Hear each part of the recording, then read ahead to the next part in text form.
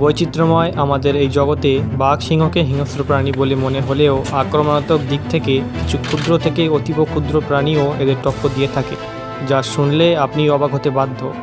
হ্যাঁ বন্ধুরা, আজকে আমরা বলছি অস্ট্রেলিয়ার উপকূলীয় অঞ্চলের বিশেষ প্রজাতির পিপিলিকার কথা, যা বুলডগ পিপিলিকা নামে পরিচিত। এদের এই ব্যতিক্রমী নাম তাদের আক্রমণাত্মক বৈশিষ্ট্যের কারণে তাদেরকে জগৎ প্রসিদ্ধ করেছে। শুধুমাত্র খাদ্যের তাগিদে নয়, বাসস্থানের লক্ষ্যে শত্রুপক্ষের সঙ্গে লড়াকু ক্ষমতা রাখে। এছাড়াও অস্তিত্ব রক্ষার লড়াইয়ের ক্ষেত্রে নিজেদের জীবন বিপন্ন করে আত্মবলিদান দিয়েও পিছুপা হয় না। শত্রুপক্ষের উপরে লম্বা চোয়াল দিয়ে আক্রমণ করার পাশাপাশি হুল ফুটিয়ে তাদের জখম করে ফেলতে পারে। আপনি কি জানেন বিশ্বে পিঁপড়ের প্রায় 12,000 প্রজাতি রয়েছে? বিস্তারিত জানার আগে নতুন বন্ধুরা পাশে থাকা সাবস্ক্রাইব বাটনটি প্রেস করে এখনই আমাদের পরিবারের সঙ্গে যুক্ত হয়ে যান। আপনি হয়তো এদের ক্ষুদ্র প্রাণী মনে করছেন, এরা ভাল্লুক ও সিংহের মতো প্রাণীদেরকেও দলবদ্ধভাবে আক্রমণ করে খুব সহজেই ধরাশায়ী করতে পারে। বুলডগ পিঁপড়ার শক্তিশালী মান্ডিবল বা শক্তিশালী চোয়াল আছে, যা খাদ্য বহন করতে, বাসা তৈরি করতে এবং তাদের দেহের তুলনায় 10 গুণ খাদ্য এক জায়গা থেকে অন্য জায়গায় সহজে স্থানান্তরিত করতে পারে। এদের বড় যৌগিক চোখ থাকায় চমৎকার দৃষ্টিশক্তির অধিকারী হয়।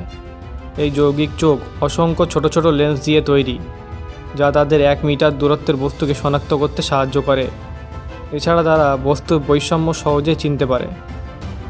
খাদ্যের দিক থেকে অনেক সচেতন। পুষ্টিকর খাদ্য যেমন ছোট পোকামাকড় থেকে শুরু করে মধু বা গাছের রস, এছাড়াও ছত্রাক জাতীয় উদ্ভিদ খাদ্য হিসেবে গ্রহণ করে। এছাড়া গুল্ম তৃণভূমিতে বসবাস করায় ওরা প্রাকৃতিক গর্তে তাদের খাবার সঞ্চয় করে। মানুষ ও পিঁপড়ের মধ্যে এক জায়গায় মিল পাওয়া যায়, সেটা হলো উভয় প্রাণী খাদ্য মজুদ রাখে। একটা সম্পূর্ণ সংগঠনে লক্ষ লক্ষ সদস্য দেখতে পাওয়া যায়, যার অধিকাংশ শ্রমিক শ্রেণী হয়ে থাকে এবং উর্বর পুরুষ পিঁপড়াকে ড্রোন বলা হয় ও উর্বর মহিলা পিঁপড়াকে রানী বলা হয়। এই বুলডগ পিঁপড়া সর্বোচ্চ 40 মিলিমিটার পর্যন্ত লম্বা হতে পারে। একটা প্রাপ্তবয়স্ক মহিলা পিঁপড়া কয়েকদিনের ভিতরে 1 লক্ষ থেকে 3 লক্ষ ডিম দিয়ে থাকে।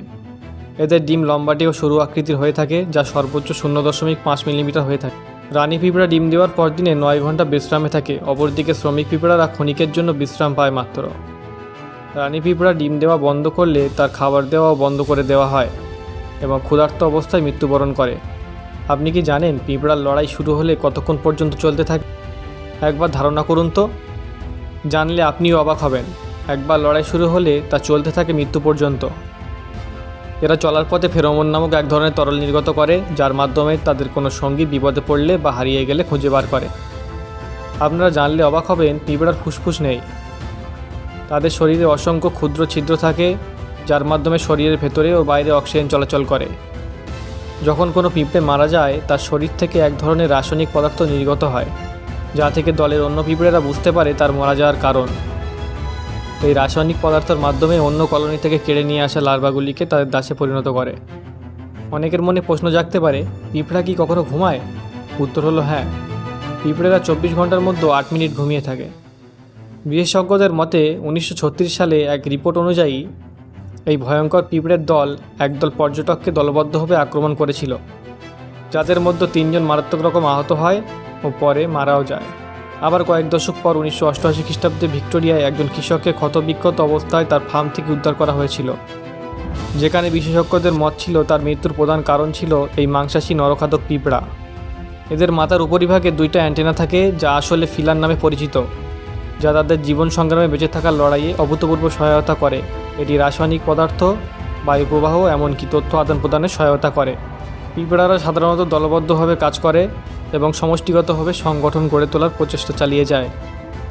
এটি একটি ক্ষুদ্র নগণ্য প্রাণী হলেও মানব জাতির অনেক কিছুই শেখার আছে এই ক্ষুদ্র প্রাণীটি থেকে। আমাদের ভিডিওটি ভালো লাগলে লাইক করতে পারেন, শেয়ার করতে পারেন বন্ধুদের সঙ্গে।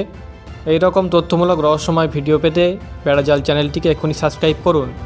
পাশে থাকা বেল আইকনকে এখনই বাজিয়ে দিন।